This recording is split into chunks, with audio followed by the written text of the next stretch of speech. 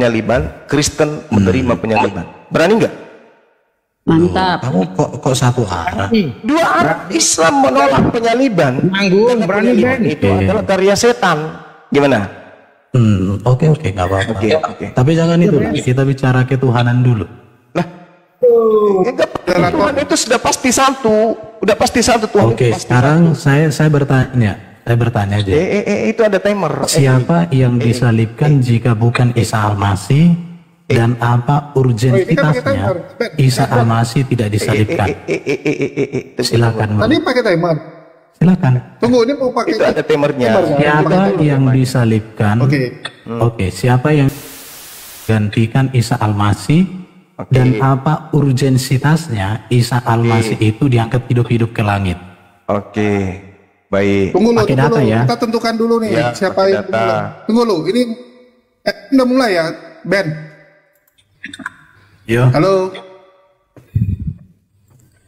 Aduh, Ya, gimana? ini artinya pakai timer. Mau dibikin berapa menit biar jelas. Cocok lah itu 3 menit atau 2 menit.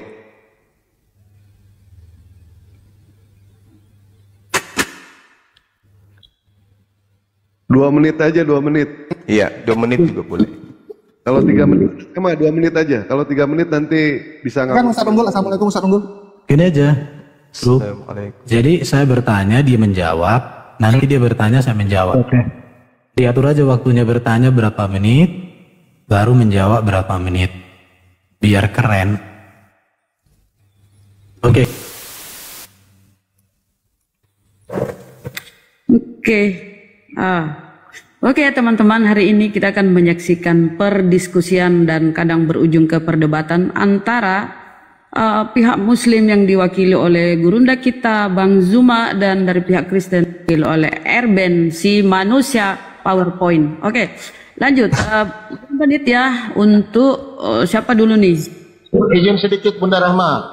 Oh, izin sedikit. Oke, Tolong teman-teman di bawah, dibantu tap-tap ya, dibantu tap-tap layar ya. Saya bertanya, siapa yang disalibkan? Apa urgensitasnya Isa itu tidak disalibkan dan diangkat ke langit? Bang Erben, berapa menit ini? Boleh dijawab sama Bang Zuma dengan data. Jadi urgensitasnya. Oke. 2 menit ya. 2 menit Dan ya. mengapa harus diserupakan? Ada data ya. Oke. Yang host berikan satu orang untuk menunjukkan datanya. Supaya kita bicara data, bukan bicara bibir. Hanya sekali sama kau. Sekarang ini Kan ini kan gurunda ketemu sama gurunda, masa kelasnya anak kecil, gimana sih Bunda? berapa time? Oke, silakan Bro Juma. Oke, saya jawab. Oke. Bismillahirrahmanirrahim. Al-Qur'anul Karim. Ustaz Unggul hadir. Waduh. Iya, Enggak usah di absen dulu deh semua. Ustaz Unggul. udah dimoderatorin sama Bunda Rama, nggak apa-apa Bang Zul. Lanjut aja. Oke, silakan dikasih tunjuk datanya, nggak apa-apa. Kasih waktu banyak untuk tunjukkan data. Enggak usah. Waduh, kok diskusinya seorang guru nggak pakai data, bro? Gimana sih, bro? Al-Quranul Karim menjelaskan dalam surah An-Nisa ayat 157, wa qaulihim inna Isa bin Maryam Rasulullah wa ma qatalu wa ma salabu walakin syubbiha lahum. Jadi di sini diterangkan kemudian ketika orang-orang Yahudi pada saat itu mengaku telah membunuh Nabi Isa alaihissalam dan mereka sebagai Rasul Allah, padahal mereka tidak beriman kepadanya. Mereka mengatakan telah membunuhnya, padahal mereka tidak membunuh. Nah, Anda bertanya, siapa yang diserupakan? Ya tanya kepada yang membunuh, bukan saya yang membunuhnya. Diserupakan bagi mereka, bukan diserupakan bagi Bang Suma. Andai diserupakan bagi Bang Suma, maka saya akan mengatakan ini orangnya. Tapi kan tidak diserupakan bagi saya. Diserupakan bagi orang yang hidup pada zaman itu, yaitu pelaku-pelaku penyaliban terhadap Nabi Isa alaihissalam. Kemudian datanya adalah Tuhan kemudian menggantikan Nabi Isa dengan orang yang diserupakan, menggantikan kedudukannya pada saat itu. Apa yang terjadi kemudian? Mereka yang dibunuh, mereka berselisih paham tentang apa yang mereka, tentang siapa yang mereka bunuh, dan mereka tidak membunuh dengan yakin bahwa yang dibunuh itu adalah Isa anak Maryam. Itu satu. Lalu kenapa kemudian mengangkat rasulnya, menyelamatkan rasulnya? Karena Allah sudah mengatakan bahwasanya bahwa Allahu ilai wa kana Allahu azizan hakiman. Tetapi Allah telah mengangkat Isa ke hadirat Allah. Allah Maha Perkasa dan Maha Bijaksana. Kenapa dia mengangkatnya? Karena dia memiliki tugas di akhir zaman untuk datang meluruskan kembali ajarannya yang dibengkokkan oleh orang-orang Roma dan Yunani, yaitu Kristen. Itu urgensinya. Maka ketika datang kedua kalinya, tak ada satupun ahli kitab yang tidak beriman kepadanya, sedangkan orang kafir ditendang ke neraka. Demikian. Sekarang saya yang bertanya pada saudara. Oke? Tolong kamu tunjukkan kalau Yesus yang disalib itu adalah anak Maria. Tunjukkan siapa yang lari di belakang Yesus putra Bapa yang ditangkap menggunakan kain lenan, melepaskan kain lenannya, lalu lari meloloskan diri. Siapa laki-laki di belakang Yesus Barabas yang ditangkap ini yang melepaskan kain lenan? Tolong kasih data, silakan. Oke. Ya. 2 menit. Menanggapi berapa menit? 2 menit, Bang. Oke, terima kasih. Pertanyaan saya, apa urgensitasnya Nabi Isa itu digantikan, diangkat ke langit, dan siapa yang disalibkan itu? Rupanya Bro Juma tidak tahu dan Allah Subhanahu wa Ta'ala. Kasih saya di kolom besar. Apa yang disampaikan oleh Bro Juma, maka saya berpikir bahwa apa yang disampaikan ini host kasih dong di kolom besar. Gimana sih?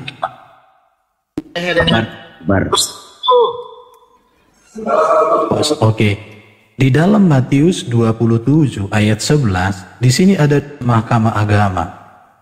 Dan sumber keraguan tentang kebangkitan dan penyaliban berasal dari dusta mahkamah agama yang menggunakan uang. Jadi orang-orang disogok untuk memelintir berita kematian Yesus. Berarti apa yang disampaikan Bro Juma berarti termakan hoax yang dibangun oleh dusta. Ta'ala pun menurut hemat saya dari penjelasan Jurma adalah korban hoax yang dibuat oleh dusta mahkamah agama. Jika Isa adalah Yesus, tetapi jika Isa bukan Yesus, maka tidak ada urut. Kalau ditanya siapa yang melarikan diri, murid melarikan diri. Baik Yohanes pun pergi meninggalkan, baik Petrus, walau kemudian mereka melihat dari jauh. Itu bisa dibaca di dalam kitab Injil Matius, Markus, Lukas, dan Yohanes. 3-4 kitab Injil menceritakan kebenaran Yesus. Dan ingat, Matius itu adalah murid Yesus langsung. Markus juga murid Yesus langsung dari golongan 70. Lukas juga murid Yesus langsung dari golongan 70. Yohanes murid Yesus langsung dari golongan 12. 4 kitab Injil ini ditulis di abad pertama. Ditulis di abad pertama. Harus diingat itu ya, ditulis di abad pertama. Sedangkan Qurannya Bro Juma yang menganggap Isa sama dengan Yesus, itu ditulis di abad ke-7. Perbedaan sejarah pertama dengan itu sesuatu hal yang sangat tidak mungkin. Apalagi Alkitab sejalan dengan catatan sejarah, sedangkan Quran tidak sejalan dengan catatan apapun. Di situ Bro Juma. Terima kasih. Gimana ini timernya? Oke, pertanyaan saya. TikTok aja. Sudah. Tidak ada lagi pertanyaan. Kita saling menanggapi aja. Ini masalah Ya udah. Oke. Berapa menit, host? Bertanya itu terserah Guru Nda. Nggak ada lagi pertanyaan, biar mengerucut masalah ini. Ya, 3 menit aja itu enak Bunda Rahma.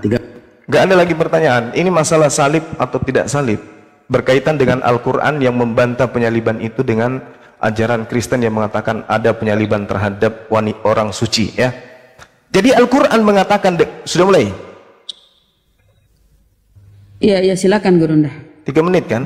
3 menit. Oh 3. Iya, biar poinnya sampai. Mohon maaf.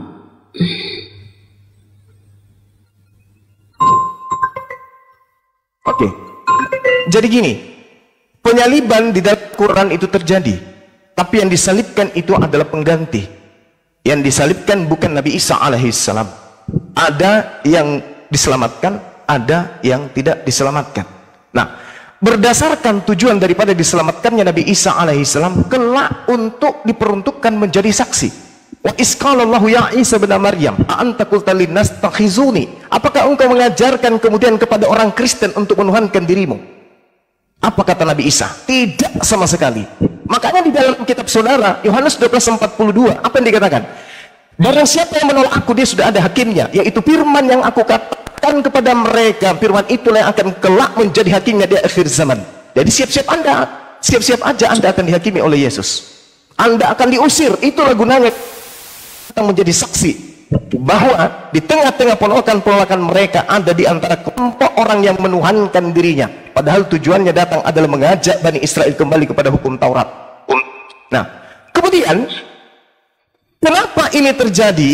Karena pada kalangan orang-orang tertentu, di kalangan orang-orang Yahudi, Allah mengatakan wa ma ya'tihim mir rasulin illa kanu bihi yastahzi'un. Setiap kali ada utusan rasul kepada mereka, mereka selalu memperolok-olok rasul tersebut. Semua. Nabi Musa diolok-olok, Daud, Salomo diolok-olok, Yesus tidak lepas diperolok-olok. Inilah kemudian Allah mengangkat nabinya ke langit untuk datang kemudian, karena ada tersangka. Tersangkanya itu Kristen, makanya dia harus datang karena dipersiapkan untuk menjadi hakim bagi tersangka. Kalian tersangkanya. Nah, sekarang kalau Anda tidak mampu, dia yang lari mau loloskan diri menggunakan kain lenan. Nih, saya ajarin Erben, tak ajarin. Yesus di dalam Yohanes 13:4 melepaskan jubah lalu kemudian menggunakan kain lenan. Oke? Pada saat Yesus ditangkap, dikisap di kitab saudara Yohanes 18, ditangkap dia di sana. Di situ jelas sekali ada seorang penjahat juga namanya Yesus. Yesus Barabas, Yesus putra Bapa. Yang kalian sembah adalah Yesus putra Bapa, bukan Yesus putra anak, putra ibu, bukan. Sementara yang kami imani adalah Yesus putra ibu, yang kalian tuhankan Yesus putra Bapa. Yesus Barabas adalah penjahat nasionalis yang juga dilepaskan bersamaan dengan Yesus anak ibu. Sekarang permasalahannya adalah ketika kemudian ada orang berlari dengan menggunakan kain lenan, siapa orang yang lari menggunakan kain lenan tadi? Siapa? Lolos dia dari penangkapan. Markus 14 nomor 50, semua meninggalkan Yesus, yang tinggal cuma satu, yaitu konco sang pengkhianat, yaitu Yudas. Sementara murid semua berlari, ada yang ditangkap kemudian, lalu ada juga yang menggunakan kain lenan. Di situ masih ada dua orang. Siapa yang menggunakan kain lenan ini dan siapa yang ditangkap ini? Silakan. Saya minta data.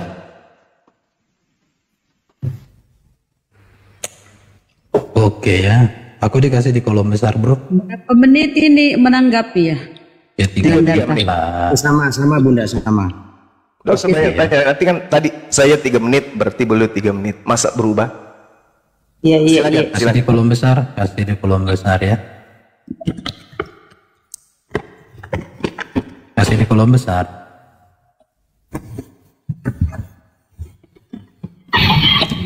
Kasih di kolom besar dong, host. Host. Ada yang bisa memberikan kolom besar nggak selain ini hostnya gimana sih? Siapa yang jadi moderator ya? Karena saya butuh kasih data supaya Bisa dikasih moderator host, nanti saya bantu. Izin host, Pak Loko bisa di moderator biar hostnya saya bantu. kemana sih ini hostnya? Kulot juga hostnya nih. Dinda Julio? Halo. Iya, coba ditelepon dulu, ditelepon dia supaya dikasih di kolom besar, karena kalau saya tunjukkan data kan data berbicara, mulut saya berbicara, jadi 2 kali berbicara, orang cerdas langsung ngerti. Udah sementara tinggal baca dulu Bang ya. Udah aku telepon. Pak Lopo Bang Jul, bisa dikasih moderator. Oke, saya biar ditelepon dulu cepat dong. nanti. Beliau jauh dari perangkat Bang Palopo. Waduh, ini Boleh gitu kalau diskusi. Telepon bentar. Iya, supaya Ko Julius, enak diskusinya. sebentar lewat telepon.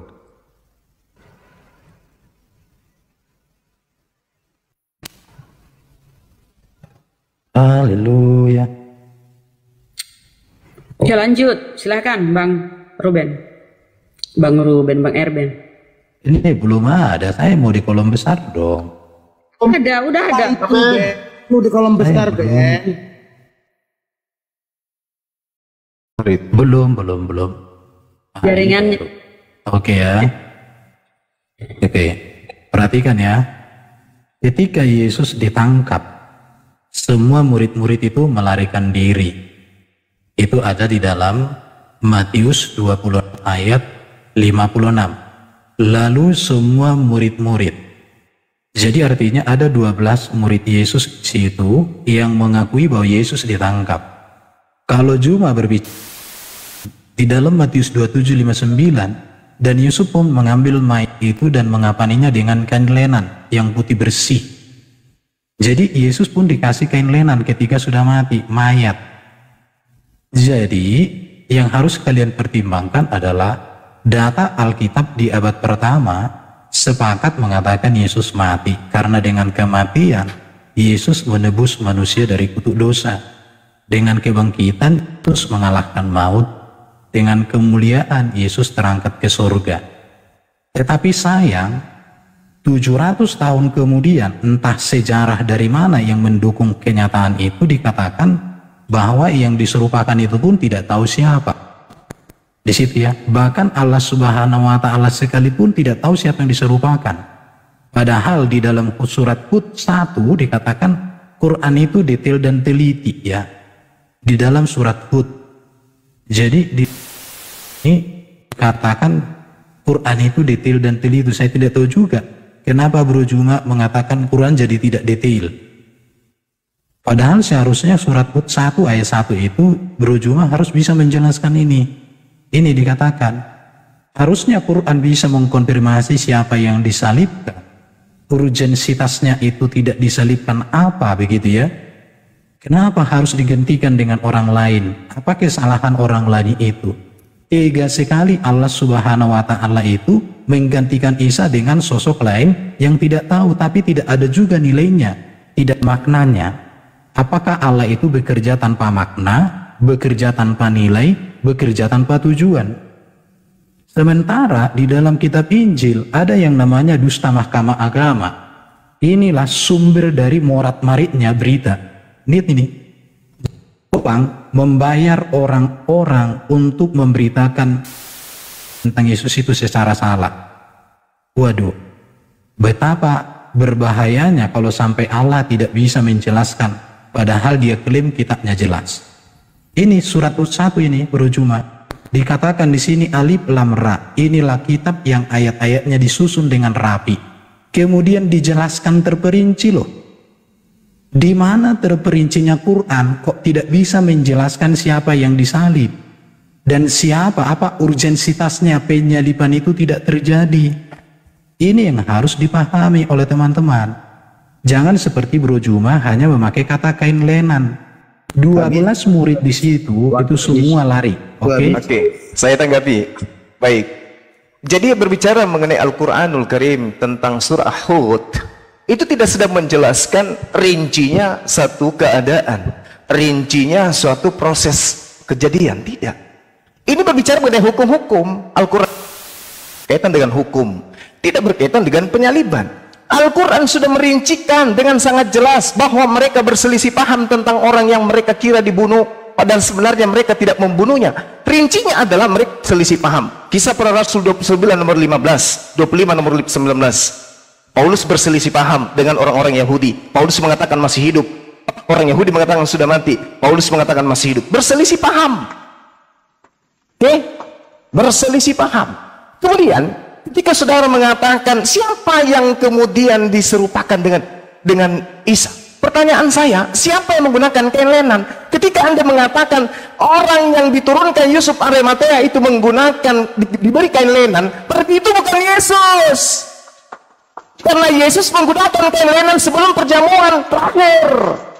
Kisah Yohanes 13 nomor 4, Yesus melepaskan jubah lalu menggunakan kain lenan. Kalau dia mati dalam keadaan menggunakan, arti dia tidak perlu diberi lagi mayatnya kain lenan, karena dia sudah menggunakan kain lenan. Sedangkan di dalam kitab saudara Markus 14 nomor 50, 51, 52, ada seorang pemuda menggunakan kain lenan yang lari meloloskan diri. Siapa dia? Ayo, ada datamu. Saudara punya data, tunjukkan bahwa si fulan menggunakan kain lenan pada saat sebelum penyaliban. Siapa? Anda tidak akan pernah bisa menjawab itu. Oke? Kemudian, ketika saudara mengatakan di situ ada 12 murid yang lari, siapa bilang 12 murid yang lari? Siapa bilang? Untuk apa Yudas lari? Untuk apa? Sedangkan yang menjadi pengkhianat saat itu adalah Yudas. Yudas menjadi konco Romawi. Ngapain dia lari? Hah? Ngapain dia lari? Ada aja. Yudas kemudian ikut terlibat di sana. Ada dua. Satu menggunakan kain lenan, yang satunya entah siapa. Apakah Yudas? Apakah Yesus Barabas? Yang menggunakan kain lenan ini menurut saya Yesus. Kalau Anda mengatakan bukan Yesus, tunjukkan satu orang yang menggunakan kain lenan selain Yesus. Ada enggak? Ada enggak? Enggak akan pernah Anda bisa tunjukkan itu. Pada saat penangkapan murid 11 melarikan diri, Yudas di mana? Jawab saya. Yudas masih bersama dengan tentara Romawi, coy. Kemudian Yesus Barabas kemana? Kemana Yesus Barabas? Ini juga perlu Anda perhatikan. Jadi Tuhan tidak akan mungkin membiarkan orang yang menjadi Mesiasnya, menjadi orang yang diurapinya, dicelakai. Sedangkan Tuhan akan membiarkan orang fasik, pengkhianat untuk menggantikan dirinya. Amsal 21 nomor 18. Orang yang benar, pengkhianat menjadi tebusan bagi orang yang jujur. Telan itu baik-baik. Silakan. Saya masih tunggu. Ya, bantu tap-tap, teman-teman di bawah bantu tap-tap. Teman-teman ya, perhatikan Bro Juma, ayat yang kamu kutip, jika kamu membaca utuh, sebenarnya tidak terjawab. Tapi karena modelmu kan malas membaca, kamu kan modelnya kan bersuara kencang, tapi datanya kosong. Lihat, perhatikan di sini ya. Markus 14 ayat 50. Nah, lalu semua murid meninggalkan dia dan melarikan diri. Perhatikan, dia di sini siapa? Yesus. Ayat 51. Ada seorang muda yang pada waktu itu hanya memakai sehelai kain lenan, menutup badannya, mengikuti dia, mengikuti Yesus. Yesus di sini sedang diapa? Ditangkap. Mereka hendak menangkapnya. Menangkap siapa? Yang mengikuti itu. Tetapi ia melepaskan kainnya dan lari dengan telanjang. Kenapa tidak disebutkan di sini nama? Karena tulisan Injil bukan berbicara siapa yang orang muda ini. Perhatikan. Di sini kata Yesus kepada mereka, sang kamu api ini penyamun, maka kamu datang lengkap dengan pedang dan pentung untuk menangkap aku. Jadi Bro Juma, kalau kamu membaca hanya ayat 51 lepas dari 49, itu cara belajar iblis. Mohon maaf bro ya. Jadi teman-teman muslim, kalau kalian belajar Alkitab, jangan dengarkan hanya kata-kata si Juma. Baca di dalam teksnya, baca di dalam konteksnya. Baca, jangan panas. Sekarang saya akan kembali ke Hud pasal 1.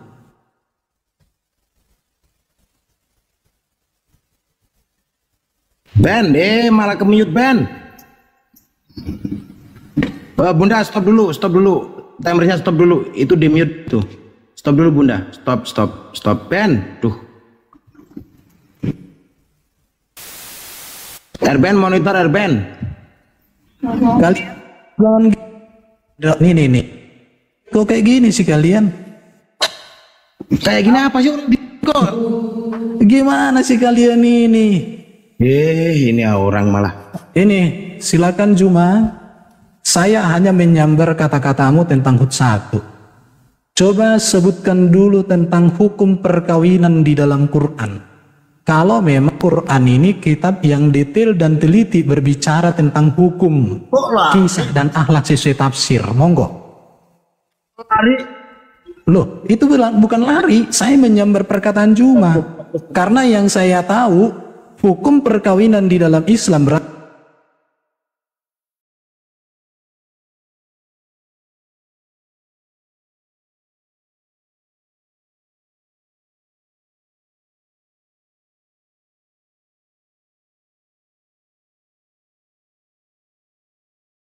Quran dikatakan ayat Quran ini semua rapi, disusun detail dan teliti. Saya tanya siapa yang disalibkan? Apa urgensitasnya Isa digantikan dibawa ke langit? Dijawab oleh Juma. Tapi Quran detail dan teliti. Ini malah lari ke Ini gimana sih? Biar Bang Samudra biarkan. Oke, lihat ini Juma ya. Di dalam Alkitab tidak disebutkan siapa orang muda itu, tetapi dari kisahnya sudah dipastikan itu bukan. Dan seharusnya Quran harus bisa menjawab. Oke ya. Oke, jadi nanti Juma kau jawab dulu hukum perkawinan di dalam Quran itu seperti apa. Nanti saya akan tunjukkan hadis hukum perkawinan di dalam Islam berasal dari hukum jahiliyah. Ada 4, 3 dibuang, 1 diambil. Bahkan itu pun dilanggar oleh baginda Muhammad. Saya bisa tunjukkan samamu.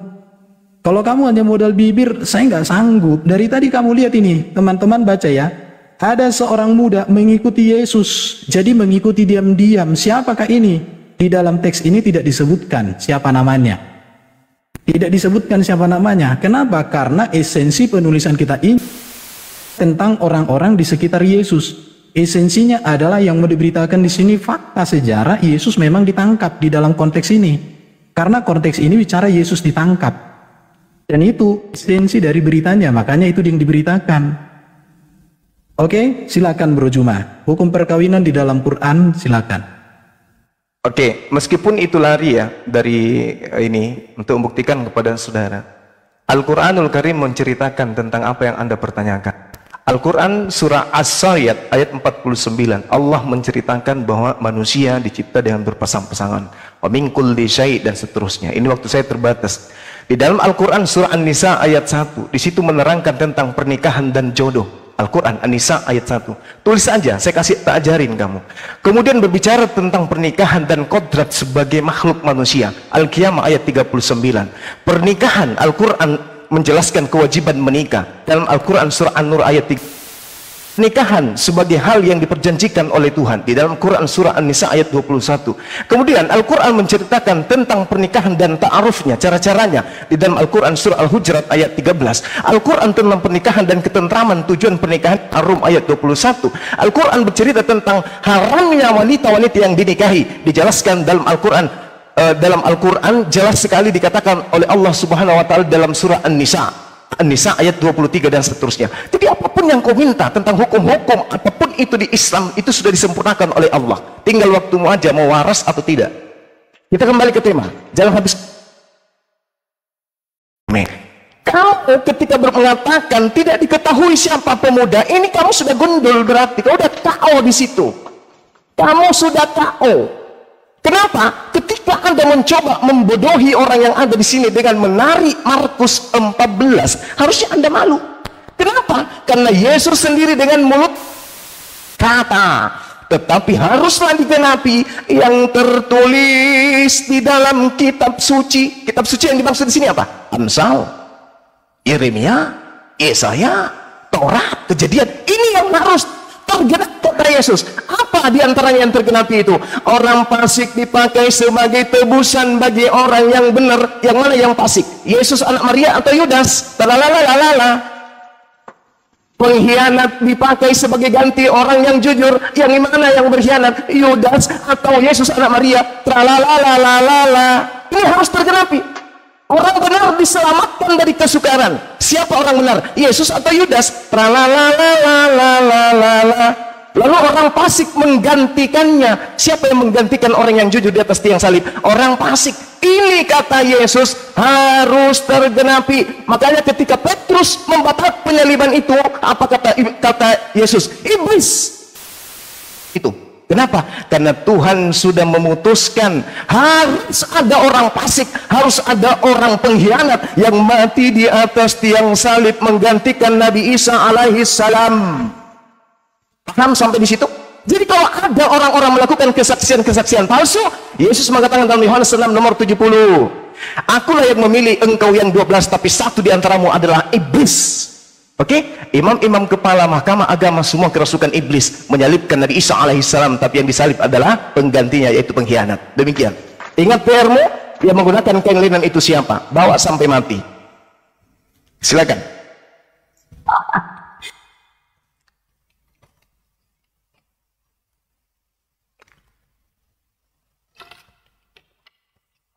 Mute. Di mute. Buka mute-nya. Oke, lanjut.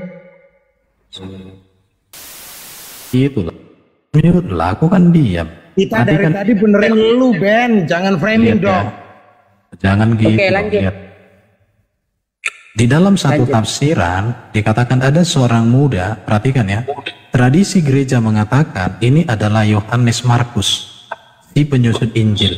Dia adalah seorang pendamping misionaris awal, yaitu pamannya Barnabas. Ada namanya ya. Ini dia. Dari mana? Silakan.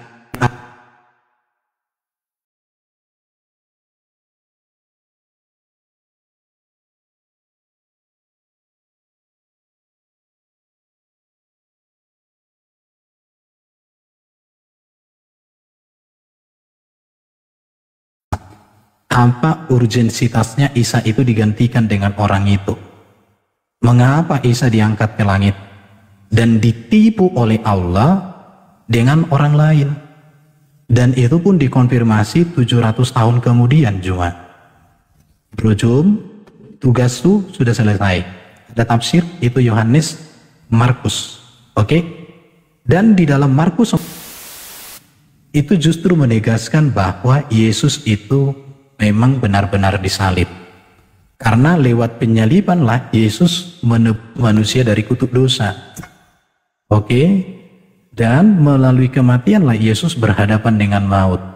Makanya seorang juru selamat haruslah seorang yang suci, tak berdosa, supaya melalui kematiannya itu sanggup untuk menebus manusia. Dan seorang juru selamat harus seorang yang mati berhadapan dengan maut dan harus mengalahkan maut. Maka bagi kami Nabi Muhammad nggak ada apa-apa. Kenapa? Karena dia tidak pernah bangkit. Bahkan sampai hari ini pun orang muslim mendoakan dia. Tetapi orang muslim mendoakan Nabi Muhammad juga itu atas permintaan Nabi Muhammad atau Nabi siapa?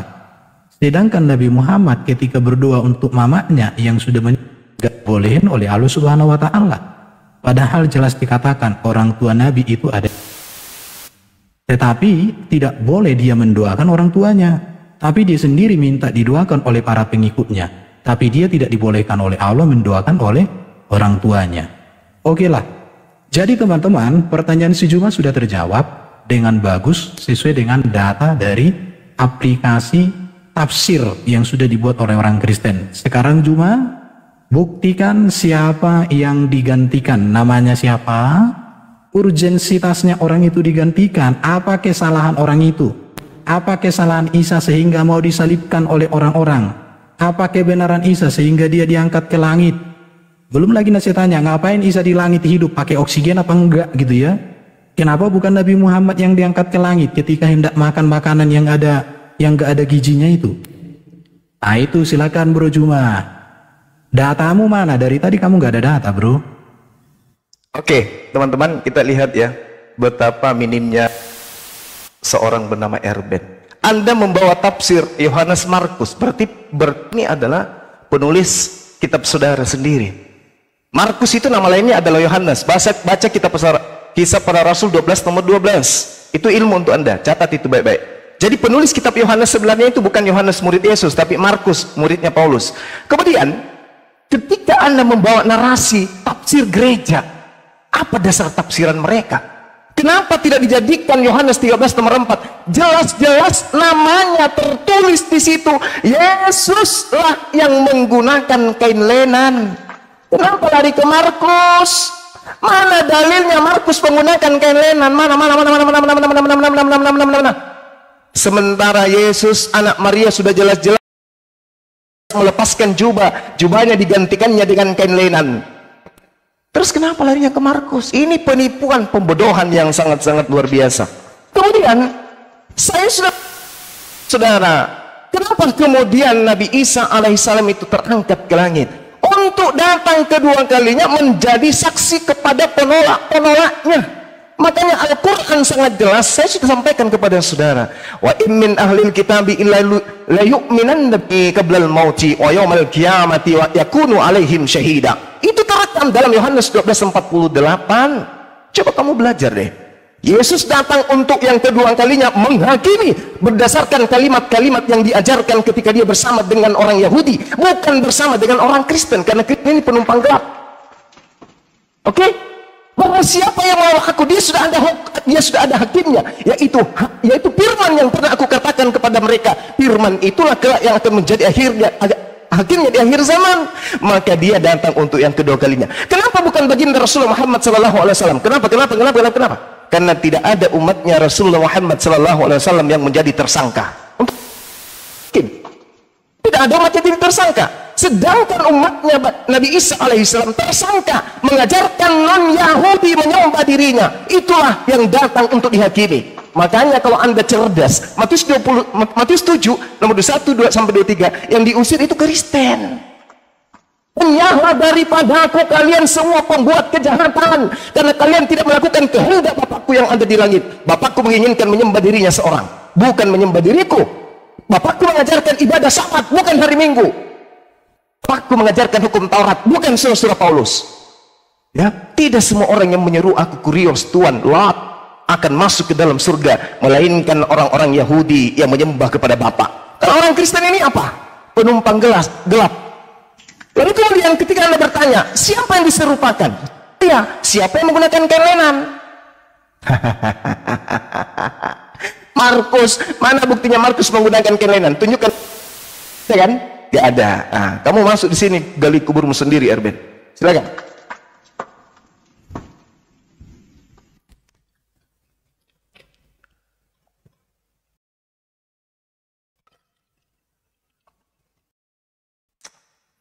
Mute lagi. Kasih aku di kolom besar. Lanjut. Mana ini hostnya? Kasih di kolom besar dong. Udah, Ben. Pak Erben, ya ampun. Oh iya, tapi kok belum kelihatan ya? Handphonemu murah, jadi lambat. Oh iya, nggak apa-apa. Yang penting buatan kafir. Mau delay, jangan mau delay. Udah, lanjut. Oke, perhatikan ini ya. Tradisi gereja mengatakan itu adalah Yohanes Markus si penyusun Injil ini. Oke. Baru tradisi juga mengatakan bahwa di rumahnya lah perjamuan terakhir diadakan. Jadi sudah terjawab ya. Ini tradisi, sejarah gereja itu ada. Dalil. Ini datanya. Dalil. Ini sejarah gereja, makanya kamu dari tadi kan ini sejarah gereja tradisi. Oke. Romawi nggak ada di. Oke, sebentar. Kamu jangan panik, ya, jangan panik. Tertawa dia. Allahu Akbar. Sekarang saya akan bantah kamu. Kalau kamu mengatakan Yohanes pasal 13 ayat 4, disinilah namanya tidak sinkronnya kamu berpikir. Yohanes 13 itu konteks yang berbeda. Yesus membasuh kaki murid-murid memakai kain lenan. Ini satu peristiwa, tetapi di dalam Injil Yohanes yang sama, di sini jelas dikatakan bahwa Yesus itu disalibkan, Yesus ditangkap. Ini jelas ditangkap, dan jaraknya Injil 13 dengan 18 ini berujung. Jadi artinya kamu itu tidak punya historitas dalam berpikir secara kronologis. Artinya apa? Kamu itu sepenggal, seuprit, bahasa Medan, seuprit doang cara berpikirmu. Itu, coba lihat ini dong, data ini Yohanes ya. Tetapi sampai sekarang pasal 1 dikatakan Quranmu itu kitab detail yang teliti. Siapa yang disalibkan, kamu juga nggak ngomong di situ. Saya jadi bertanya, jika Quran itu kitab yang datang dari Allah tapi tidak memberikan penjelasan yang jelas, justru menjadi ambigu, maka saya katakan itu mana kebenaran Quran itu? Kok bisa seperti itu? Di situ, apakah Allah juga nggak bisa memberikan sesuatu itu menjadi jelas? Masa harus perlu pertanyaan di situ ya? Kalau Alkitab jelas mengatakan Yesus disalib, itu abad pertama, dan tidak ada kepentingan Muslim di situ. Karena sejatinya Islam itu baru ada di zaman Muhammad, dan tidak ada urusan dengan Islam, karena Islam sendiri belum ada. Jadi kenapa justru menurut saya Allah itu dalam tanda petik kok kok usil banget ya membicarakan mengangkat Isa sama dengan Yesus gitu ya. Kecuali kalau Isa bukan Yesus ya. Tapi kalau kalian mengangkat Isa sama dengan Yesus, kalian harus mengerti itu. Apakah sejarah dengan kitabnya orang Kristen, dengan segala-galanya, dengan manuskripnya itu, tetapi justru di dalam Quran itu hanya omongan, tapi tak bisa divalidasi. Belum lagi nanti saya tanya, Isa itu dalam Quran. Belum lagi nanti saya tanya, Isa itu siapa murid-muridnya. Belum lagi saya tanya, Isa itu ajarannya apa, mujizatnya, detail spesifiknya apa. Kalian juga nggak akan bisa jelaskan. Jadi sekarang ini tugasmu cuma food 1 itu dulu kau bahas. Silakan kau bahas dulu. Oke. Isa itu gimana? Oke, jadi kalau Anda mengatakan usil, yang usil itu Kristen. Karena Taurat itu hanya untuk Bani Israel. Yesus datang hanya untuk Bani Israel. Kristen ini siapa? Yang usil itu kalian. Kenapa ada kitabnya Yahudi nempel di kitab kalian? Kenapa? Yang usil itu kalian. Cerita tentang Nabi Isa itu adalah cerita utusan Tuhan kepada Bani Israel, mengajak Bani Israel yang tersesat untuk kembali kepada hukum Tuhan. Itu tujuan Nabi Isa. Bukan tujuannya untuk Kristoeng. Kristoeng itu di Antioquia, di Roma Yunani. Nggak ada hubungannya dengan itu. Kristenlah yang makar terhadap ajaran para nabi yang datang kepada Bani Israel. Contoh, penyaliban menurut hukum Torah, penyaliban itu hanya pada orang-orang yang dikutuk oleh Elohim. Kemudian diramu oleh Romawi paganisme bahwa yang disalib itu adalah orang suci, yang disalib itu padahal itu adalah orang terkutuk. Oke? Orang terkutuk. Baca Ulangan 21 nomor 23. Jangan kau biarkan jasadnya, karena jasadnya pun haram menyentuh tanah. Saking najisnya orang yang disalib itu. Tapi orang najis, orang terkutuk ini dijual ke Roma menjadi Tuhan. Oleh siapa? Oleh penyusup, orang yang ambil ajaran agama orang. Dengarkan sama saya. Amsal 6 nomor 16. Ini firman Tuhan menurut tradisi Yahudi. Ini adalah hikmat kepada mereka melalui nabi yang datang kepada mereka. 6 perkara yang dibenci Tuhan. Bahkan 7 kekejian yang ada di dalam hatinya. Salah satunya adalah membunuh Yesus. Salah satunya adalah membunuh Isa Al-Masih. Itu dalil. Oke? Menumpahkan darah orang yang tidak bersalah. Pilatus mengatakan tidak bersalah. Berarti haram hukumnya menurut hukum Yahudi membunuh orang yang tidak bersalah. Karena itu adalah kekejian bagi Tuhan. Amsal 6 nomor 16. Saatnya kau berubah. Di dalam Keluaran 23 nomor 7, Tuhan mengatakan dengan sangat jelas, haruslah kau jauhkan dirimu dari perkara bohong.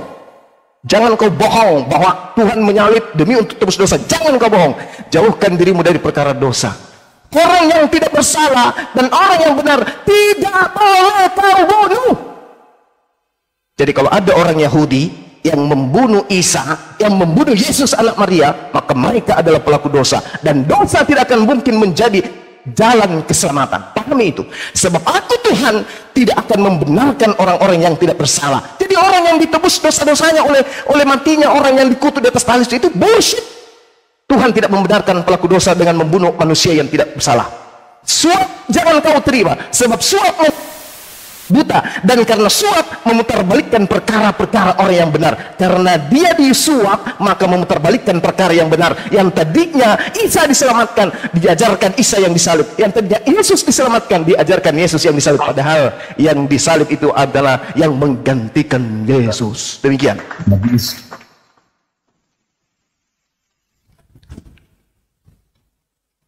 Ingat PR-mu?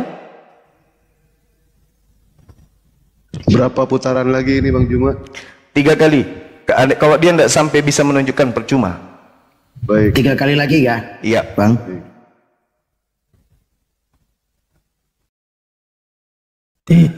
Dari tadi bukannya si Juma yang tidak menunjukkan data. Gak ada kok tunjukkan data bro Juma. Jadi kamu minta orang menunjukkan data. Perhatikan. Kenapa orang Kristen memakai kitab? Anda tunjukkan aja Markus menggunakan kain lenan. Loh, sekarang kain lenan ini di dalam kitab Injil ada beberapa yang berbicara tentang kain lenan. Jadi historismu itu, dengarkan ya, Yohanes, aduh. Yang saya tanya Markus, Anda kan tafsirkan. Loh, nggak bisa kayak gitu cara belajar kita. Dari mana dasar pijakan yang mentafsirkan itu Markus, sementara Markus tidak menggunakan Ken-Lenan? Dari mana? Tenang dulu, tenang. Kan sudah saya tunjukkan samamu tadi sejarah gereja. Sejarah gereja itu sudah ada sebelum Muhammad. Sejarah gereja. Iya. Jadi kalau sejarah gereja kamu sangkal artinya harusnya gini. Bentar dulu dong. Yesus yang kita cerita bukan sejarah gereja. Penyaliban. Yesus tidak bisa dikenal. Dengar dulu. Ini waktunya, dengar ini ya. Alkitab tidak bisa dipahami lepas dari sejarah. Enggak seperti Quranmu. Kitabmu itu kalau dihadapkan sejarah hancur. Kalau orang Kristen, kitabnya bukan sejarah menjadi satu kekuatan yang tidak bisa diruntuhkan siapapun. Sejarah kalau kitabmu dihadapkan dengan sejarah hancur. Markus menggunakan Ken-Lenan, tunjukkan.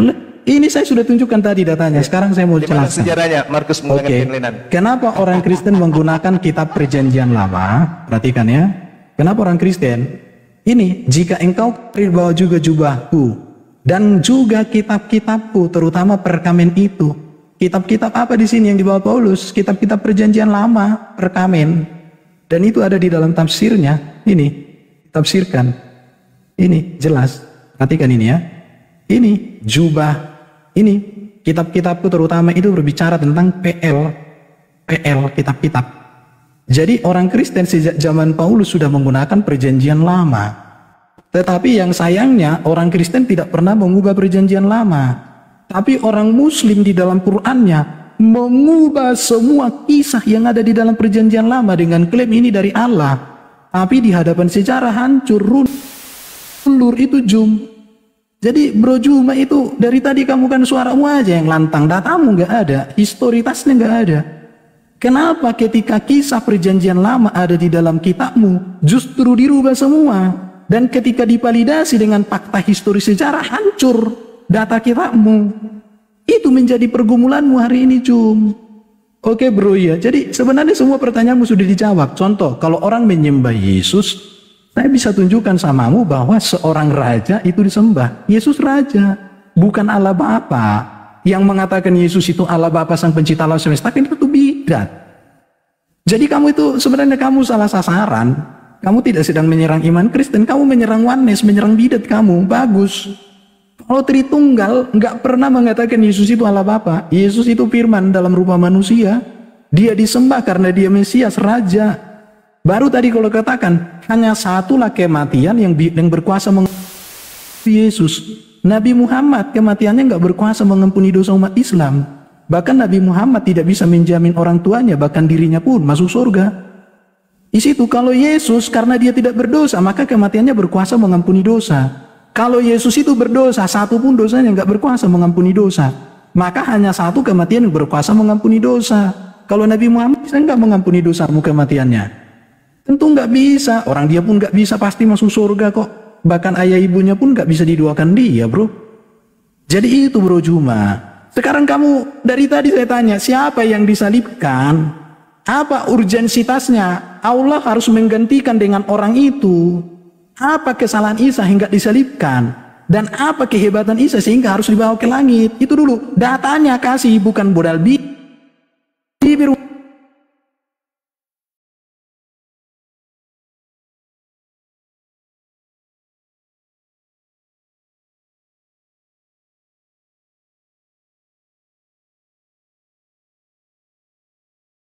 Bahwa kitab-kitab tafsiran tentang Paulus.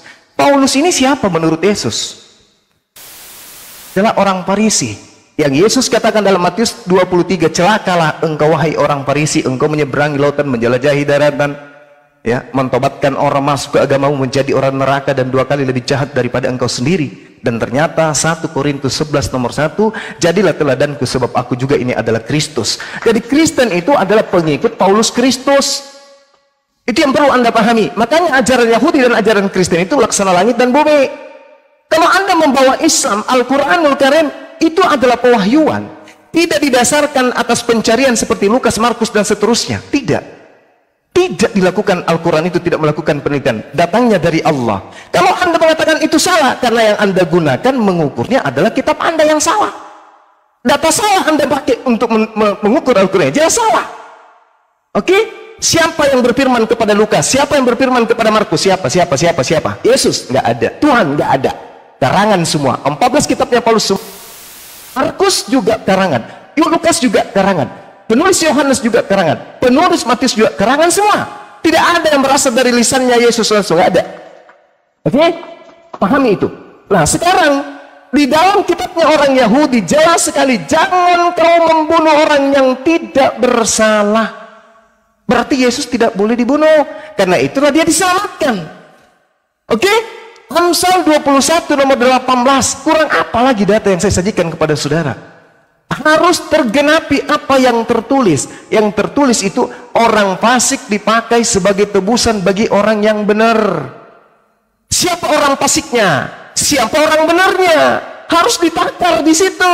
Antara Yesus dan Yudas, siapa orang fasik? Antara Yesus dan Barabas, siapa yang orang fasik? Pengkhianat sebagai ganti tebusan bagi orang yang jujur. Siapa orang yang jujur? Siapa pengkhianat? Yudas pengkhianat. Jujur siapa? Itulah yang diselamatkan. Ini data, Erben. Ini data, bro. Ini data. Jangan kau cari di Al-Quran. Al-Quran surah Hud mengatakan terperinci. Yang terperinci itu hukum. Saya sudah buktikan samamu tentang nikah terperinci. Kalau saya tanya kepadamu, Bibelmu syarat-syarat nikah mana? Usia dini usia standar nikah di kitabmu mana? Syarat sah nikahnya apa? Gak ada. Inilah Al-Quran datang luruskan, mengajarkan semua hukum, bukan menceritakan apa yang pernah terjadi. Al-Quran tidak menceritakan sedetail itu karena tidak ada hubungannya dengan hukum-hukum yang dibutuhkan oleh manusia. Misalnya Al-Quran mengatakan digantikan oleh Yudas, terus apa fungsinya? Apa korelasinya? Apa? Oh, Yudas yang sudah kan? Tidak ada masalah kan? Sudah. Makanya digunakan akal, diserupakan bagi mereka sehingga berselisih. Kisah para Rasul 25 nomor 19. Paulus bingung dan orang-orang yang sebenarnya yang mati ini. Habis. Allahu Akbar. Masya Allah. Ben, silakan Ben, buka mute.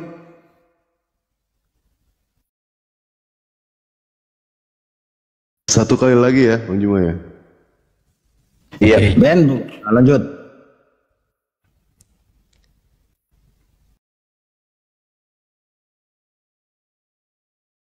Dia mute sendiri loh, nanti kita yang dituduh.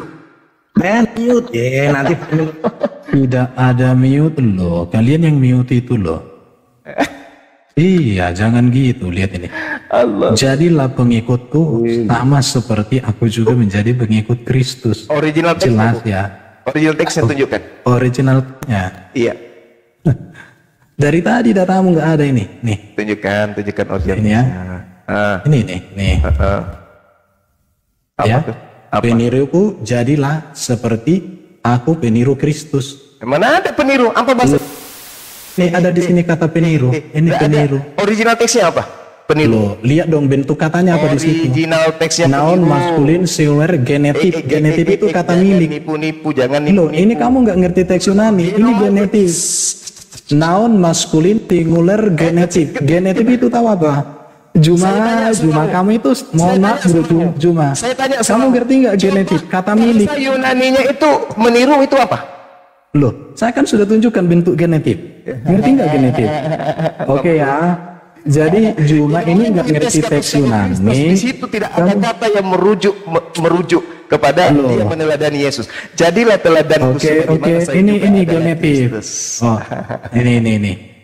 Jadi kamu kayaknya karena kamu nggak ngerti lihat. Coba baca apa ini? Apa yang tertulis di situ? Coba baca dulu apa ini, bro? Apa? Saya udah kelihatan. Kristus. Mana Kristus ini? Itu. Mana Kristus ini? Jadilah teladanku. Ini apa ini? Sebagaimana saya juga adalah. Ini apa nih? Iya, coba terjemahannya apa? Kristus. Ini genetif. Kamu nggak ngerti apa-apa. Genetik itu artinya peniru Kristus. Sebagaimana saya juga adalah Kristus. Aduh, kamu itu sebagaimana juga aku adalah Kristus. Kamu nggak ngerti bahasa Yunani, bro. Itu bentuk genetik ya. Tidak ada cerita original. Oke, jadi saya berterima kasih sama Bro Juma. Itu penambahan. Dipotong ya. Jadi gini, saya berterima kasih sama Bro Juma. Rupanya di dalam Quran tidak disebutkan siapa yang disalibkan. Apa urgensitasnya digantikan dengan orang lain tidak bisa dijawab di dalam Quran. Tapi dia justru mengutip dari Alkitab. Artinya apa? Quran dan Juma tidak bisa ngapa-ngapain tanpa mengotak-atik Alkitab. Betapa rapuhnya Juma, betapa rapuhnya Quran jika si Juma tidak mengutip Alkitab. Sementara saya tidak mengutip Alkitab Al-Quran. Saya hanya membertanya Al-Quran. Tidak ada satu ayat pun di dalam Quran yang saya kutip untuk menegaskan iman Kristen. Kenapa? Karena iman Kristen itu berdiri teguh dengan kitab suci dan sejarahnya. Tetapi Quran tidak bisa berdiri sendiri dengan hadisnya. Bayangkan itu. Padahal kitab Quran itu dari Allah langsung, bayangkan ya. Dari Allah langsung yang ditafsirkan oleh para nabi, para ulama dan lain sebagainya, dibantu hadis, dibantu sirah dan semuanya. Rupanya tidak bisa menjawab. Jadi ini sudah membuktikan teman-teman. Jadi gini ya, tergantung kalian berpikirlah. Dari tadi Juma tidak pernah bisa menjawab pertanyaan saya berdasarkan Quran. Dia hanya bisa memframing ayat-ayat Alkitab dengan pemahaman secara salah. Artinya apa di sini? Quran rapuh. Juma itu begitu rapuh tanpa dia mengutip-ngutip Alkitab. Makanya inilah yang menyebabkan Juma ini pernah buka room untuk belajar Al-Quran. Tidak pernah si Juma buka room untuk belajar hadis. Coba kalian lihat bibirnya si Juma ini tiap hari dia selalu membuka. Mohon maaf, jangan personal. Loh, jangan di mute. Biarin aja. Jangan termute. Jangan termute. Sekalian kayak gini. Lanjut. Ya lanjut Bang, lanjut. Silakan Saudara Erben, lanjutkan. Teman-teman jangan di mute. Yang suka mute diturunkan aja deh, Julius. Kan? Ada mute. Nggak ada yang mute sini. Nggak ada yang mute Gurunda. Oke. Nanti dia bikin framing berarti. Ini saya pegang HP sama rokok, serius. Lanjut. Loh. Tolonglah jangan gitu ya. Moderator di sini jadi nggak bisa mute. Nggak suka aku framing kayak kalian. Habis waktuku ini kalian mute kayak gitu. Kalian itu gimana sih? Tambahin 30 detik tadi. Silakan. Waduh. Silakan Saudara. Oke. Jadi rupanya Juma tidak bisa menjawab pertanyaan, tapi pertanyaan dia saya sudah jawab semua ya. Ada datanya ya. Saya pakai tafsiran yang resmi yang bisa dipertanggungjawabkan. Harusnya ketika saya bahas dengan tafsir, Juma harus mengalas itu bahwa tafsiran yang saya buat itu, penjelasan itu salah, artinya kamu pakai bantahan. Jangan kamu hanya mengatakan dari mana kamu begini, tapi nggak ada datamu. Harusnya di situ. Jadi diskusi sama saya itu bukan modal bibir, bukan modal ngerocos. Diskusi sama saya itu tunjukkan data. Ya, tunjukkan datamu. Itu aja. Dari tadi kamu nggak tunjukkan data, kau tunjukkan aja satu-satu gitu ya. Oke. Itu aja pertanyaan saya. Siapa yang disalibkan? Apa urgensitasnya Isa itu tidak disalibkan? Jawab berdasarkan Quran. Karena sumber ajaran Islam itu Quran. Jangan kau kuti-kuti dari Alkitab. Jaka semua golok nggak nyambung, bro. Oke. Saya katakan di awal, ketika Nabi Isa datang kepada Bani Israel, Nabi Isa diolok-olok. Wa ma ya'tihim mir rasulin illa kanu bihi yastahzi'un. Lalu kemudian Nabi Isa alaihissalam hendak dibunuh. Karena orang-orang pada saat zaman itu tidak menerima kemudian informasi yang didatangkan kepada mereka tentang datangnya seorang nabi yang bernama Ahmad. Itu mereka menolak adanya nabi di luar daripada kaum mereka. Isa bin Maryam, ya bani Israel, inni rasulullahi ilaikum musaddiqan lima baina yadayhi minat Torah wa mubasysyiran bi rasul ya'ti min ba'di ismuhu Ahmad. Murka mereka dengan datangnya seorang nabi di luar dari kalangan mereka, marah. Lalu kemudian setelah ada rencana pembunuhan, Nabi Isa kemudian diselamatkan. Untuk apa? Karena Allah sudah tahu sepeninggal Nabi Isa pasti mereka berselisih, benar berselisih. Ada yang menganggapnya Tuhan. Fakta hari ini berselisih kan? Yahudi mana ada menganggap Yesus itu Tuhan. Tapi sebagian daripada mereka menjadi korban orang-orang Farisi menganggapnya Tuhan. Maka dia datang kemudian untuk yang kedua kalinya memutuskan bahwa dia bukan Tuhan. Wa im min ahlil kitabi illa la yu'minanna bihi qablal mauti. Nanti orang akan percaya, oh ternyata beliau betul-betul adalah rasul setelah datang untuk yang kedua kalinya. Makanya mereka beriman. Benar, ketika datang kedua kalinya, apakah kemudian orang-orang Yahudi akan ikut Kristen? Tidak. Masa kan orang Yahudi ikut Kristen menyembah Yesus, sementara dasar pijakan menghakimi orang-orang di akhir zaman menurut Al-Quran, wa is ma qultu lahum illa ma amartani bi an a'budullaha wa rabbi wa rabbakum. Proses penghakiman berikutnya adalah mengatakan kepada Bani Israel, sembahlah Allah Tuhanku dan Tuhanmu. Itu yang menjadi dasar pijakan. Sementara orang Kristen ketika dihakimi berdasarkan Bible itu sendiri, Kristen semuanya diusir. Barang siapa yang menolak aku, dia sudah ada hakimnya, yaitu firman yang aku katakan kepadanya. Firman itu yang akan menjadi hakimnya. Mana firman yang Yesus sampaikan kepada manusia Bani Israel ketika sebelum terangkat ke langit, sembahlah aku? Tak ada. Jadikan aku bagian daripada pribadi Tuhan? Tak ada. Jadikan aku inkarnasi firman? Tak ada. Tak ada, semua tak ada. Apapun sektenya Kristen itu tak ada. Jadikan Paulus sebagai rasulku? Tak ada. Semua yang ada di Kristen itu ada muncul setelah Isa atau Yesus terangkat ke langit. Oke? Pahami itu. Jadi kalau Anda mengatakan mana datanya, Al-Quran datang bukan untuk menceritakan orang per orang. Al-Quran bukan buku biografi. Al-Quran buku hukum. Jadi ketika Al-Quran mengatakan Nabi Isa diselamatkan, yang diserupakanlah yang disalibkan, selesai. Tidak ada lagi kewajiban umat Islam. Siapa ya? Siapa ya? Untuk apa? Untuk apa diketahui? Untuk apa? Untuk apa? Untuk apa? Untuk apa diketahui siapa yang disalibkan? Sementara Anda tidak mengetahui siapa laki-laki yang menggunakan kain lenan, kecuali hanya angan-angan bapak-bapak gereja. Mana dalilnya Markus pernah menggunakan kain lenan? Kalau ditafsirkan sesuatu itu harus ada menjadi tolak ukur pembenarannya. Mana? Sedangkan kalau ditanya orang-orang pada saat itu, siapa yang sebelum perjamuan kudus mencuci kaki murid-murid yang menggunakan kain lenan? Yesus. Siapa yang lari pada saat penangkapan Yesus? Yang katanya Yesus, padahal orang Romawi tidak kenal siapa itu Yesus. Aku mencari Yesus dari Nazaret. Kata orang itu, akulah dia. Loh, kalau kenal bahwa Yesus, kenapa mesti tanya? Kamu yang aku cari. Padahal dia, aku mencari Yesus dari Nazaret. Akulah dia. Terbukti bahwa yang mereka temani bicara bukanlah Yesus, tetapi orang yang diserupakan dengan Yesus. Demikian. Sudah cukup putarannya ya. Tadi Erben yang mulai, Bang Zuma yang mengakhiri. Loh, saya tadi yang memulai, beliau yang mengakhiri. Ben, lanjut. Oke, bentar ya. Jadi masalah kain lenan sudah terjawab. Saya sudah tunjukkan datanya. Tapi cuma dari tadi satu pun. Terserah mau tafsir mau apapun yang kau tunjukkan kan tidak ada bro. Semua kan kau hanya ngomong doang. Artinya apa? Bahkan data-data yang kau tunjukkan pun kata Kristowo, kamu nggak memahami bahwa itu adalah bentuk genetik. Ya tapi maklum mungkin karena pendidikan berbeda kita ya bro ya. Saya maklumi aja. Yang mau saya tegaskan samamu bro, bahwa konteks Paulus ya di Yasin 14 dalam tafsir Ibnu Katsir, Paulus itu disebut sebagai murid Nabi Isa. Bahkan di dalam Al-Buruj dikatakan orang-orang yang percaya Yesus sebagai juru selamat atau percaya kepada Yesus itu disebut sebagai orang beriman yang beribadah pada hari Minggu. Siapa yang beribadah pada hari Minggu?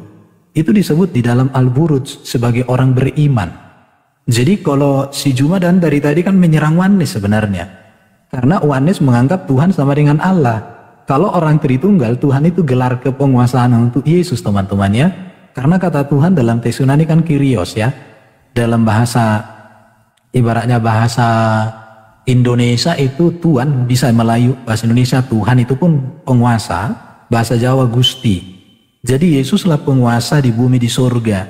Dan kalau disamakan dengan Isa sebenarnya memiliki kemiripan ya dalam hal itu, karena dikatakan Isa dan di akhirat. Tetapi pertanyaannya, kenapa bukan Nabi Muhammad ya terkemuka dunia akhirat? Kalau Nabi Muhammad itu penyempurna begitu ya, kenapa bukan Nabi Muhammad aja yang diselamatkan dari makanan yang diberikan oleh seorang wanita, tetapi justru Isa? Berarti Isa ini seorang yang luar biasa ini, Isa ini. Harusnya Nabi Muhammad sebagai Nabi termulia harusnya diselamatkan dari makanan itu. Bala penting Nabi Muhammad harus dibangkitkan juga seperti Nabi Isa diangkat ke langit. Tetapi kenapa Nabi Muhammad tidak dibangkitkan ya teman-teman? Ini menjadi perundungan untuk teman-teman muslim ya. Kenapa Isa yang diangkat ke langit bukan Nabi Muhammad? Mungkinkah orang yang mati sampai sekarang masih di alam kubur menyempurnakan ajaran dari orang yang diangkat hidup-hidup ke langit? Mungkinkah Nabi Isa yang sempurna yang tak berdosa ajarannya disempurnakan oleh Nabi Muhammad? Ada 2 ayat Quran dikatakan mohon ampun atas dosanya. Bahkan kalau ibaratnya saya setuju dengan datanya kiamat tentang Nabi Muhammad, agak ngeri-ngeri sedap ya. Nonton videonya kiamat itu ngeri-ngeri sedap. Tapi saya masih bertanya-tanya lah teman-teman ya. Semoga lah kalian memikirkan, kalau saya memilih ikut Yesus yang di surga, yang berkuasa di bumi di surga, yang mati bukan karena dosa tetapi untuk menanggung dosa manusia. Saya tidak mau mengikuti Nabi yang mati menjadi fosil atau menjadi minyak bumi. Saya ikuti Yesus. Paulus itu memberitakan tentang Yesus dan tidak pernah mengajarkan yang salah tentang Yesus. Contoh, ajaran Yesus tentang surga dengan ajaran Paulus tentang surga sama. Tidak ada kawin-mawin, tidak ada mantap-mantap. Oke, terima kasih. Ya. Teman-teman, udah selesai ya? Udah selesai. Silakan teman-teman yang menilai gitu ya. Silakan teman-teman menilai mana kebenaran dan mana pembenaran gitu ya.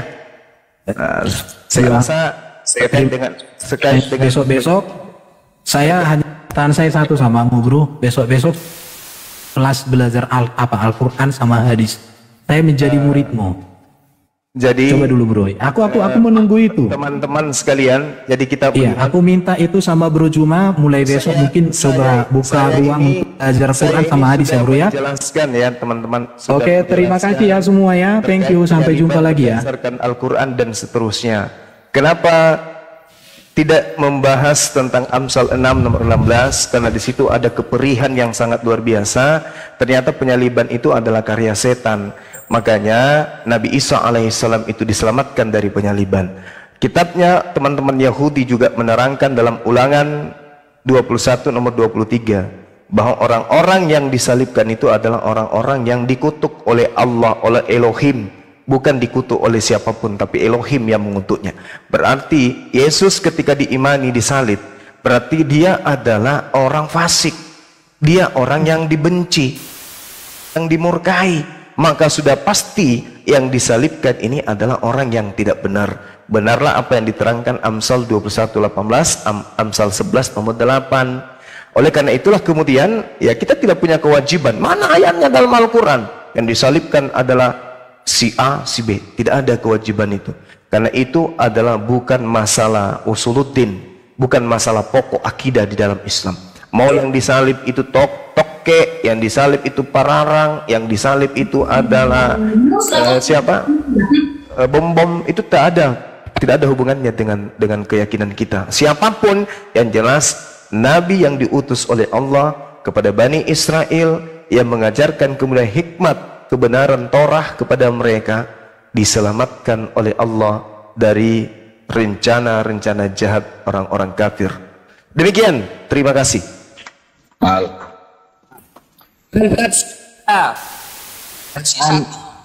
Aku kasih satu kebenaran dulu ya, ini untuk kawan-kawan Karisteng ya. Nabi Isa alaihissalam diselamatkan naik ke langit. Nabi Isa naik ke langit alasannya kuat. Apa itu diselamatkan dari upaya pembunuhannya Yahudi? Yesusnya kalian itu naik ke langit ngapain? Ngapain naik ke langit?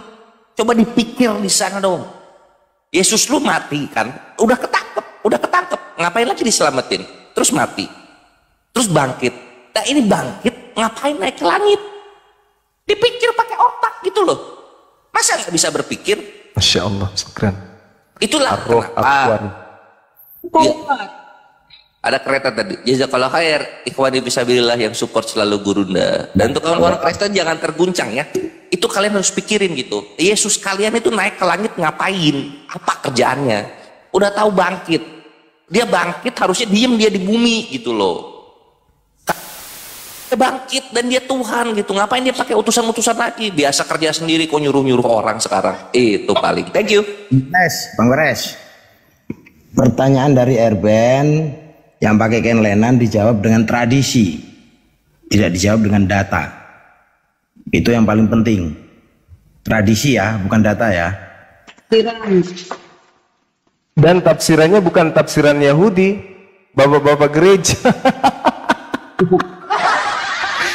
Allahu Akbar, Masya Allah. Tradisi bukan data loh. Dan tidak berlandas Gurunda, nggak ada data sih itu.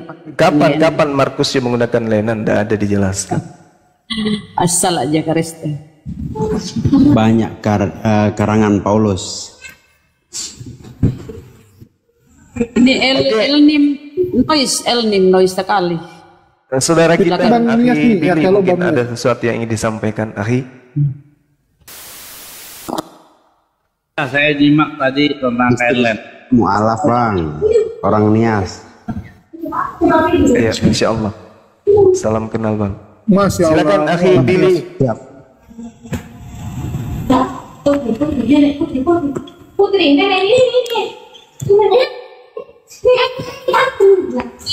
Mute, Bang.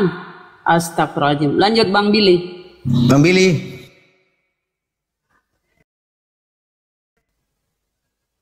Pak Dewa aja mau nambahin bang. Iya silakan. Di sini juga mau menjelang asar, silakan. Baik. Tadi ya abang sudah menjelaskan bahwa Tuhan alam semesta itu tidak rela yang namanya salah satu kekasihnya itu akan dicelakai oleh siapapun juga. Itu tidak rela. Kita lihat berdasarkan dari kita flashback ke belakang.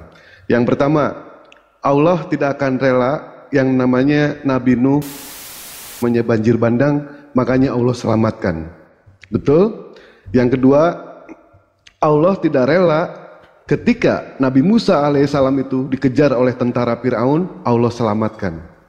Allah tidak rela ketika Nabi Ismail di dalam Islam, di dalam Yahudi itu Ishak, ketika hendak disembelih sama Nabi Ibrahim alaihissalam, Allah selamatkan, Allah gantikan dengan seekor domba. Bahkan Allah pun tidak rela ketika Nabi Ibrahim alaihissalam hendak dibakar. Apa sulitnya bagi Allah ketika Allah ingin menyelamatkan Nabi Nuh dari banjir bandang? Apa sulitnya bagi Allah ketika Allah ingin menyelamatkan Nabi Musa dari kejaran tentara Fir'aun? Apa sulitnya bagi Allah ketika Allah ingin menyelamatkan Nabi Ibrahim alaihissalam ketika hendak dibakar? Dan apa sulitnya bagi Allah ketika Allah ingin menyelamatkan salah satu kekasih tercintanya, yaitu Nabi Isa alaihissalam ketika hendak disalib? Kecil itu bagi Allah, kecil. Sedangkan Yesus ketika terjadi yang namanya berdoa kepada Allah, Yesus minta diselamatkan sesuai di dalam Yohanes 12 nomor 27. Sekarang jiwaku terharu, dan apakah yang akan aku katakan? Bapa, selamatkanlah aku dari saat ini. Yesus minta diselamatkan. Apa mungkin yang namanya seorang bapak, Yesus punya bapak, apa bapaknya berkuasa, bapaknya tidak menyelamatkan Yesus? Itu hal yang tidak mungkin. Maka dari itulah Yesus diselamatkan oleh Allah Subhanahu wa taala. Betul? Seperti itu? Padahal kalau misalkan benar sekali. Kenapa diserupakan berdasarkan dari apa mujizat Yesus? Yesus itu bisa yang namanya berubah rupa. Di dalam Markus 9 nomor 2, nomor 2, 6 hari kemudian Yesus membawa Petrus, Yakobus dan Yohanes bersama-sama mereka. Ia naik ke sebuah gunung yang tinggi, lalu Yesus berubah rupa. Yesus bisa berubah rupa. Matius 17 nomor 2 sampai nomor 5, lalu Yesus berubah rupa. Ini jelas Yesus berubah rupa. Nah, makanya dari itulah mereka itu tentara Romawi dan orang-orang Yahudi, mereka salah paham, yang ditangkap ternyata bukan Yesus. Yang ditangkap adalah orang yang diserupakan dengan Yesus. Terus lantas siapa yang dikorbankan pada saat itu? Memang di dalam Islam Allah merahasiakan itu semua. Kenapa dirahasiakan? Karena ketika ayat itu turun, di zaman Nabi Muhammad tidak ada satupun sahabat yang menanyakan, "Ya Rasul, siapa orang yang disalib pada saat itu?" Tidak ada sama sekali. Itu satu. Yang kedua, tidak ada urgensinya sama sekali. Yang penting kami puas dengan jawaban Allah bahwa Allah menyelamatkan salah satu kekasih tercintanya, yaitu Nabi Isa alaihissalam dari penyaliban. Kami puas. Andaikan Allah memberitahu siapa orang yang disalib pada saat itu, pasti terjadi yang namanya fitnah. Betul?